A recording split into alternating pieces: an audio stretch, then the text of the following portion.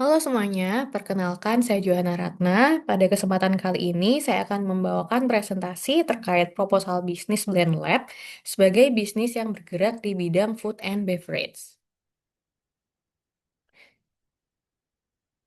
Oke, selanjutnya Blend Lab adalah bisnis yang bergerak pada bidang bisnis multi buah dan sayur dengan basis buah dan sayur dengan supplier lokal.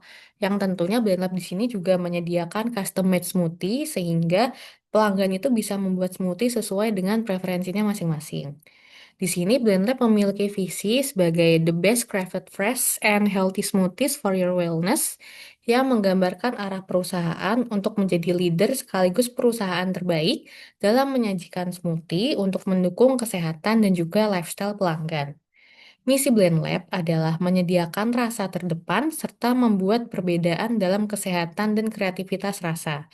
Misi tersebut menjelaskan Blend Lab sebagai pionir di pasar dalam menciptakan smoothie yang segar dan juga inovatif dengan tetap menjaga keaslian rasa dan berorientasi pada gaya hidup sehat pelanggan. Blend Lab memiliki core value yang disingkat dengan GROW, yaitu Genuine, Radiant, Ongoing Innovation, dan juga Wholehearted, yang menggambarkan bahwa Blend Lab di sini berkomitmen untuk menjaga kemurnian setiap produk, membawa keceriaan bagi pelanggan, tidak henti dalam berinovasi, serta tulus dan sepenuh hati dalam memberikan pelayanan. Selain itu, Blend Lab di sini mempunyai tujuan jangka pendek. Yang pertama, peningkatan omset sebesar 10% setiap bulan, lalu menjalin kemitraan dengan 3 petani dan supplier lokal, selanjutnya pembentukan citra dan branding perusahaan, dan yang terakhir pengembangan seasonal menu yang bersifat terbatas setiap 3 bulan.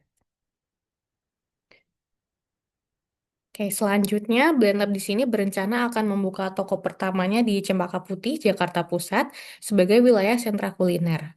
Pertimbangan lokasinya yaitu Cempaka Putih secara regional itu beririsan antara Jakarta Timur dan Jakarta Pusat, sehingga menambah posisi strategis letak tokonya.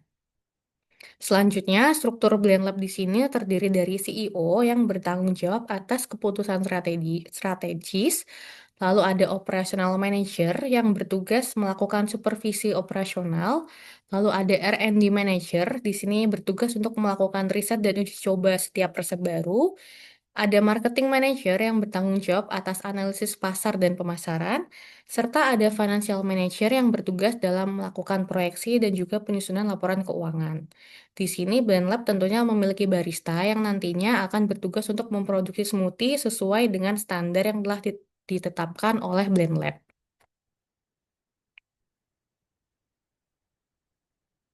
Selanjutnya, berdasarkan hasil analisis faktor internal dan juga eksternal, BrandLab di sini mendapatkan skor IFE sebesar 3,05 dan EFE sebesar 2,70. Sehingga BrandLab di sini berada di kuadran 2 pada fase Grow and Build. Di sini, BrandLab itu memiliki kekuatan internal dan juga peluang pasar yang besar yang bisa dimanfaatkan untuk pertumbuhan BrandLab. BrandLab di sini mengatur strategi untuk fokus pada penetrasi pasar, pengembangan pasar, dan juga pengembangan produk.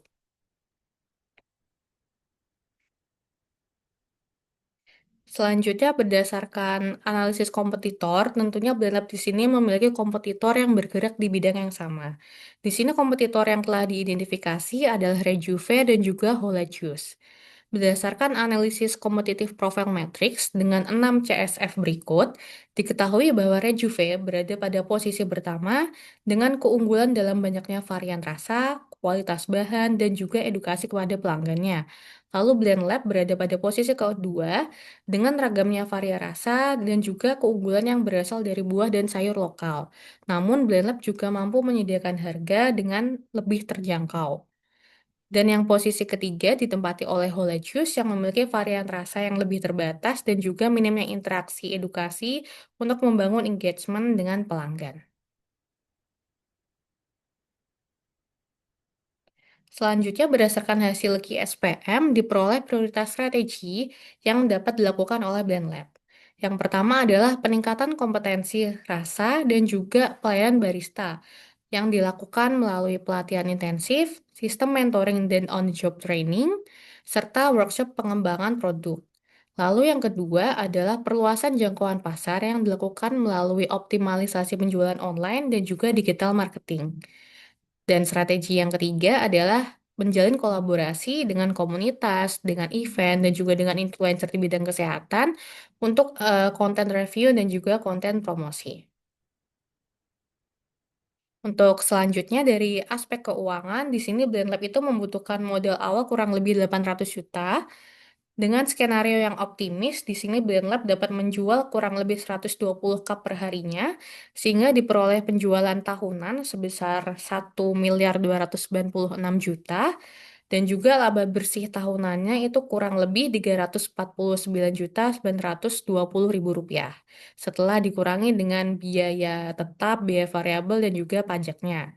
Lalu di sini analisis BEP itu menunjukkan bahwa BrandLab itu perlu mencapai 21.600 cup atau setara dengan 648 juta rupiah dengan payback periodnya kurang lebih 2,5 tahun.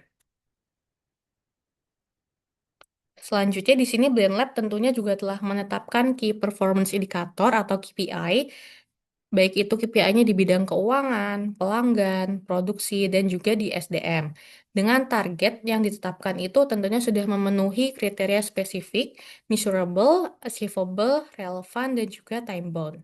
Kemudian Blend di sini juga telah membangun sistem pengendalian seperti penetapan SOP, pelaksanaan quality control, checklist harian, pencatatan keuangan harian, dan sebagainya untuk memastikan efektivitas dan efisiensi operasional.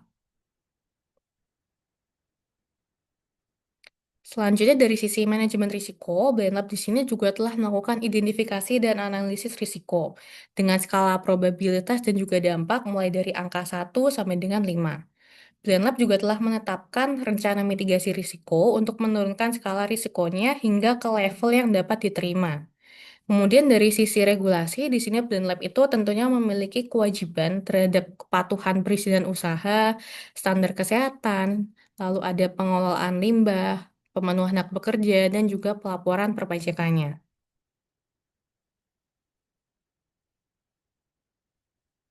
Lalu untuk roadmap pengembangan Blend Lab, di sini roadmap selama kurang lebih 5 tahun, perkembangan Blend Lab ini akan berfokus pada pembangunan fondasi bisnis dan juga identitas, perluasan pasar, inovasi, dan diversifikasi.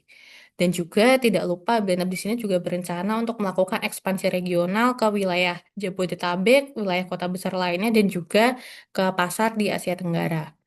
Lalu diversifikasi yang dilakukan itu meliputi pengembangan produk lain seperti smoothie yang klasik, crafted smoothie, functional smoothie seperti smoothie untuk detox atau smoothie protein. Lalu ada smoothie bowl dengan topping buah dan juga chia seed. Lalu ada smoothie dalam bentuk ready to drink dan juga ada smoothie kit yang bisa dibawa pulang oleh pelanggan untuk bisa diolah di rumah. Lalu dari sisi inovasi, di sini Blend Lab itu tentunya berinovasi dengan melakukan smoothie, pengolahan smoothie dari basis buah lokal dan juga sayur lokal sehingga cita rasa yang diciptakan itu autentik, cita rasa tropis. Kemudian Blend Lab juga akan merilis menu seasonal dengan sifat terbatas dan juga Blend Lab itu juga terbuka untuk kolaborasi dengan brand-brand lainnya. Baik, sekian paparan dari saya. Mohon maaf apabila ada kesalahan dan kekurangan. Terima kasih atas perhatiannya.